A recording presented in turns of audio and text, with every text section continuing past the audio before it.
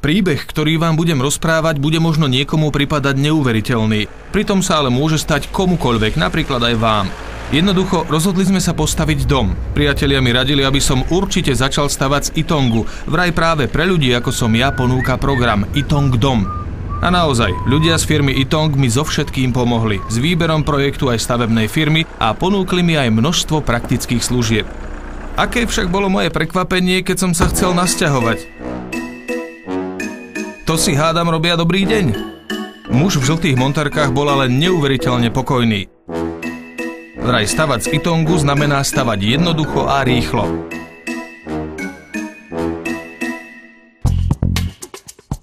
S troškou pomoci to vraj zvládne aj ten najväčší babrák. Ukázalo sa, že ten pán je predvádzací majster a vysvetlí mi, ako prebieha stavba takého domu.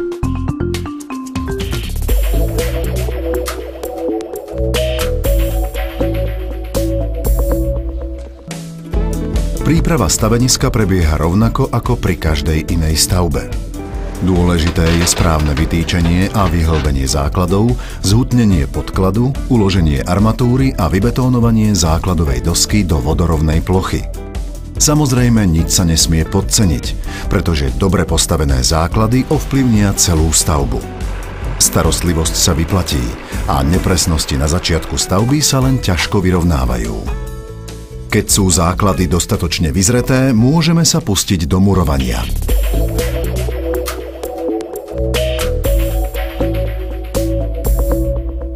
Tvárnice Itong dodáva výrobca zabalené na paletách v presnom množstve podľa projektovej dokumentácie.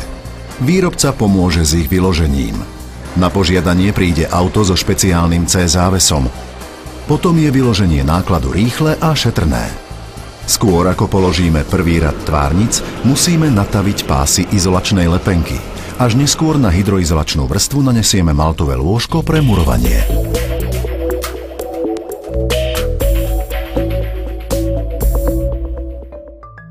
Presné založenie prvého radu tvárnic je alfou a omegou rýchlej a bezproblémovej realizácie stavby.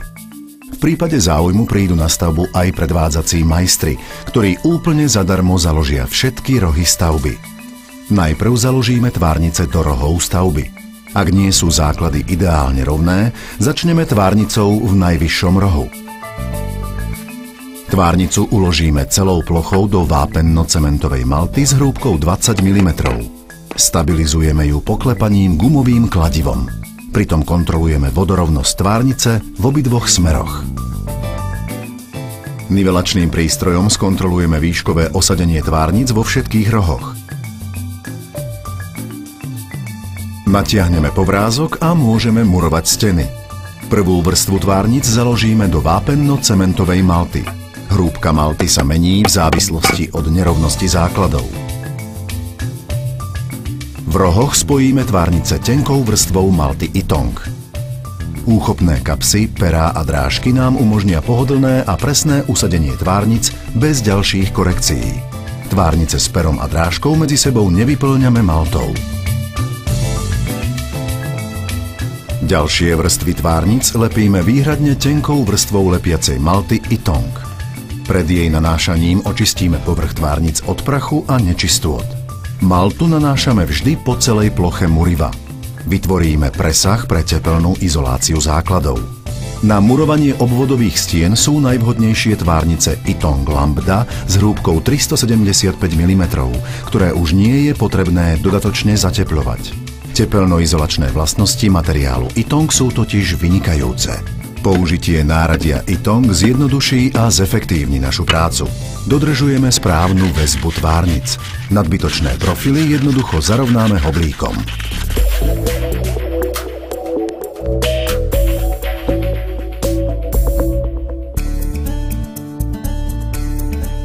Prípadné výškové nerovnosti zarovnáme hoblíkom a povrch pred položením ďalšej vrstvy zametieme. Pri previazaní dbáme na kolmosť a rovnosť, a to aj v zvislom smere. Ak používame tvárnice bez pera a drážky, musíme naniesť lepiacu maltu aj na ich zvislú stranu. Pri murovaní vnútorných nosných stien používame tvárnice s vyššou pevnosťou s hrúbkou 250 alebo 300 mm. Pevnosť pórobetónu Ytong je vo všetkých smeroch rovnaká, takže tvárnice môžeme ľubovoľne otáčať a ich nosnosť sa pritom nezmení. Chvíľu mi trvalo, kým som pochopil, ako to na takej stavbe chodí, ale predvádzací majster mal so mnou trpezlivosť a všetko mi vysvetlil. Na murovanie sa používa malta Ytong. Pochopil som, prečo sa jej hovorí lepidlo. Svojím charakterom totiž lepidlo veľmi pripomína.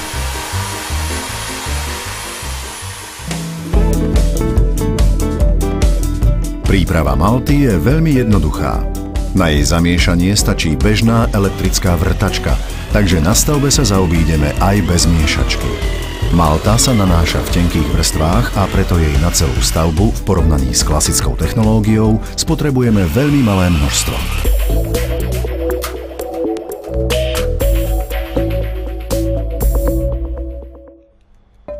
Pod okennými otvormi je murivo vhodné vystužiť. Vďaka výbornej opracovateľnosti pórobetónu to ide veľmi jednoducho. Drážkovačom vytvoríme priestor pre armatúru tak, aby výstuž presahovala minimálne 500 mm za budúci okraj okna. Vyčistené ryhy vyplníme maltou, vložíme betonárskú výstuž, celé zaplníme maltou a bežným spôsobom murujeme ďalší rad tvárnic. Stavebná produktivita je naozaj vysoká. Extrémna presnosť tvárnic, lepenie na tenkovrstevnú maltu a bezproblémové rezanie a tvarovanie prináša pri stavbe bežného rodinného domu úsporu niekoľko desiatok tisíc korún.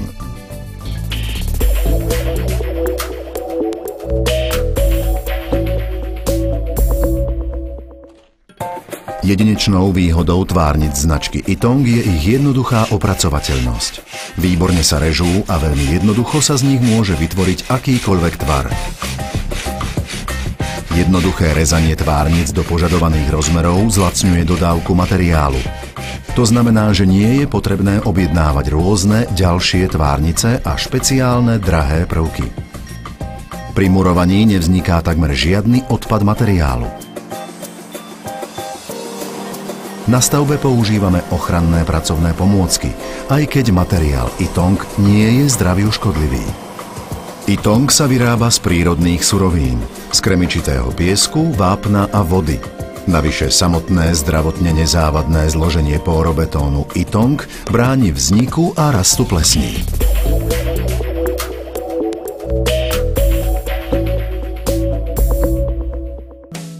Otvory najjednoduchšie ukončíme nosnými prekladmi.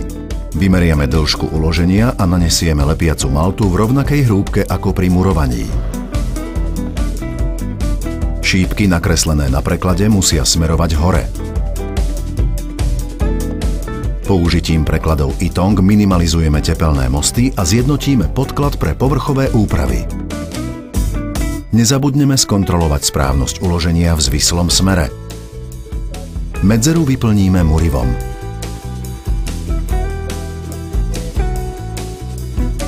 Ďalším variantom je trámcový preklad. Ten zostavíme veľmi ľahko z niekoľkých trámcov, tzv. Plochých prekladov vedľa seba. Uložíme ich do malty šípkami opäť smerujúcimi hore. Dbáme na presné uloženie, ktoré skontrolujeme vodováhou. Prípadné nerovnosti zarovnáme jednoducho hoblíkom, nečistoty a prach zametieme. Nakoniec trámce doplníme vrstvou tvárnic. Vodorovné a zvislé špáry musíme dôkladne zaplniť maltou. Pozor! Takto zhotovené preklady sú nosné až po dokonalom stvrdnutí malty. Ani zhotovenie železobetónových prekladov na stavbe nie je s Ytongom žiadny problém. Pomôžu nám špeciálne tvárnice, tzv. U-profily, ktoré slúžia ako stratené debnenie. Uložíme ich na montážnu konštrukciu tak, aby úložná dĺžka železobetónového prekladu bola minimálne 250 mm a v čelách ich navzájom zlepíme ako hladké tvárnice. Do jadra profilu vložíme navrhnutú výstuž, tepelnú izoláciu a zabetónujeme. Aj v tomto prípade sú preklady nosné až po stvrdnutí betónu.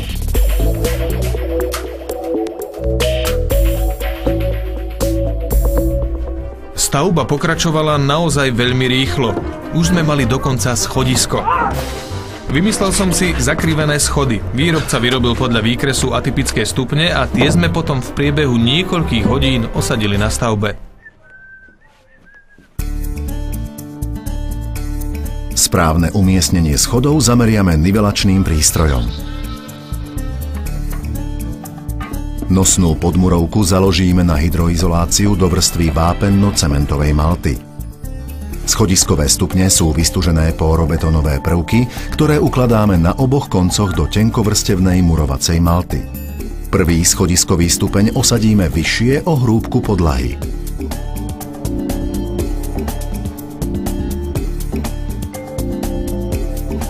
Montáž schodov hravo zvládnu dvaja ľudia. Kontrola vodorovného osadenia stupňov v oboch smeroch je nevyhnutná. Pod schodiskom získame využiteľný priestor.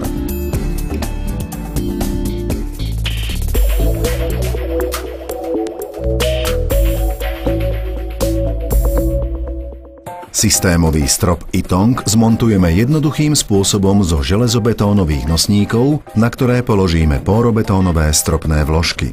Nosníky rozmiestnime podľa plánu pokládky. Minimálne uloženie nosníkov na stenu je 150 mm. Nosníky montážne podoprieme.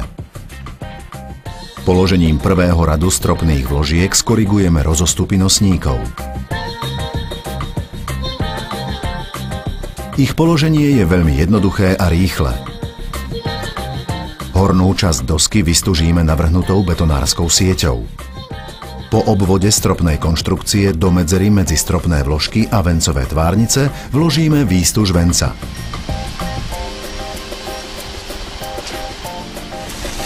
Potom vybetónujeme rebrá, vence a stropnú dosku. Montážne podpery môžeme odstrániť po úplnom vyzretí betónovej stropnej konštrukcie.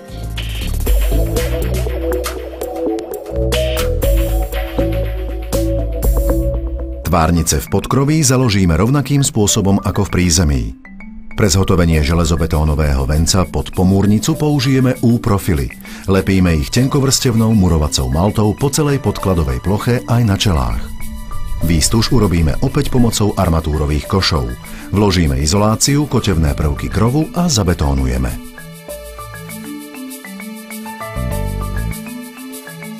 Výhodou materiálu Ytong je výborná akumulácia tepla, ktorá bráni tak letnému prehrievaniu, ako aj zimnému ochladeniu interiéru.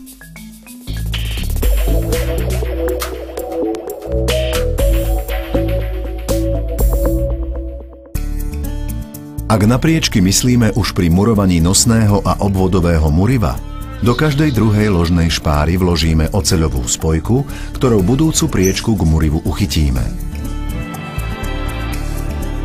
Polohu priečky si vyznačíme na nosnej stene.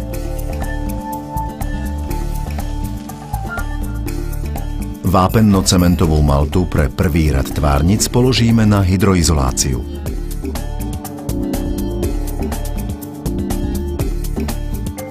Priečky natrieme maltou po celej ploche aj na čelách.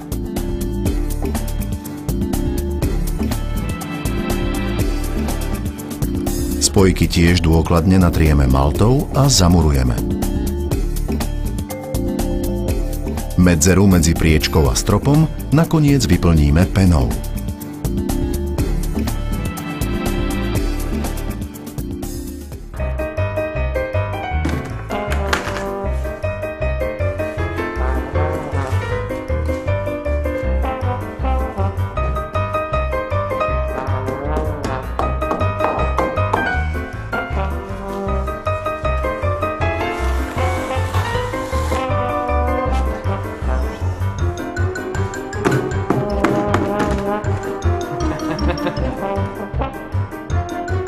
Pochopil som, že stavať s materiálom Ytong je naozaj hračka. Ytong je jednoducho stavebnica pre dospelých.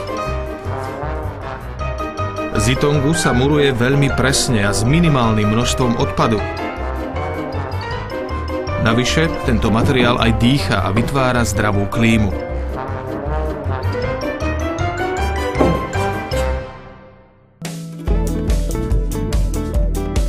Priečky, s ktorými sme pôvodne nerátali, je možné kotviť aj iným spôsobom. Spojku pripevníme do steny dodatočne pomocou hmoždiniek. Používajú sa hmoždinky do porobetónu. Priečky k nosnému múru nelepíme.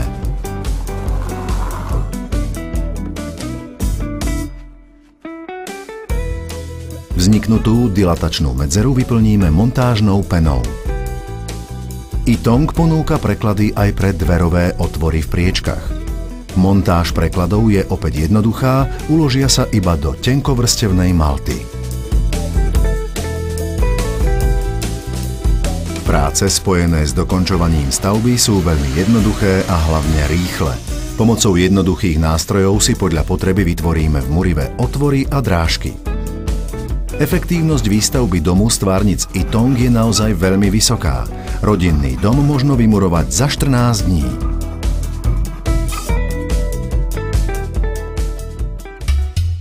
Itong sú skrátka skúsenosti. Itong je prvá obchodná značka stavebného materiálu na svete. Výrobca má takmer 80-ročné skúsenosti. Itong sa vyrába vo viacerých krajinách Európy a sveta. Aj na Slovensku má Itong hustú sieť obchodných partnerov.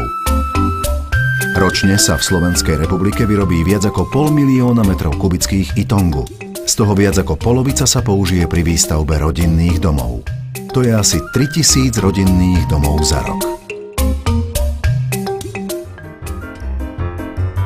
Tak, už sa môžem nasťahovať.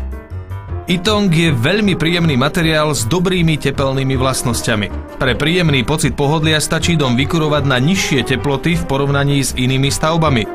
Tým sa samozrejme výrazne ušetrí a je to dobré aj pre zdravie. Môj dom z Itongu je už hotový.